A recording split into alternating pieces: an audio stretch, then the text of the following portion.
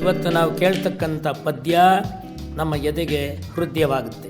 ಆ ಪದ್ಯ ಹೀಗಿದೆ: ಮಾಡು ಸಜ್ಜನ ಸಂಗ ಅದು ಹೊಂಗೆ ನೆಳಲಂತೆ, ಮೊಸರ ಕಡೆದರೆ ಬೆಣ್ಣೆ ತಾ ತೇಲಿ ಬರದೆ, ದುರ್ಜನರ ಸಂಗ ಬಿಡು ಅದು ಬೇವ ಸವಿದಂತೆ, ಸತ್ಸಂಗ ಬಾಳ ಸಿರಿ ಮುದ್ದು ರಾಮ. ನಾವು ಯಾರು ಸಹವಾಸ ಮಾಡಬೇಕು ಅನ್ನೋದನ್ನು 4 ಪದಗಳಲ್ಲಿ ನಮ್ಮ ಕವಿ ಹೇಳಿಬಿಟ್ರು. ಮಾಡು ಸಜ್ಜನ ಸಂಘ. ನಾವು ಮಾಡಿದರೆ ಹೇಗಿರುತ್ತೆ ಅಂಥ ಸಂಘ ಅನ್ನೋದಕ್ಕೆ ಹೊಂಗೆ ನೆರಳಂತೆ, ಹೊಂಗೆಯ ನೆರಳಿದ್ದ ಹಾಗೆ. ಮೊಸರ ಕಡೆದರೆ ಬೆಣ್ಣೆ ತಾ ತೇಲಿ ಬರದೆ, ಮಾತಿಗೆ ಮಾತು ಮತಿಸಿದಾಗ ಅದು ನಾದದ ನವನೀತ. ಬೇಂದ್ರೆ ಅವರು ಹೇಳಿದರೋ ಇಲ್ವೋ, ಆ ರೀತಿಯಾಗಿ ಇಂಥ ಮಾತುಗಳನ್ನು ನಾವು ಮಥನ ಮಾಡ್ತಾ ಇದ್ದರೆ ಬೆಣ್ಣೆ ತೇಲಿ ಬರದೆ, ಅದು ನಾವು ಬೆಣ್ಣೆ ತಗೊಳ್ಬೇಕಾದಿಲ್ಲ, ತೇಲಿ ಬರುತ್ತೆ.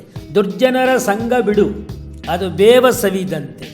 ದುರ್ಜನರ ಸಂಘ ಮಾಡಬೇಡಿ, ಮಾಡಿದರೆ ಬೇವ ಸವಿದಂತೆ, ಸತ್ಸಂಗ ಬಾಳ ಸೇರಿ ಮುದ್ದು ರಾಮ.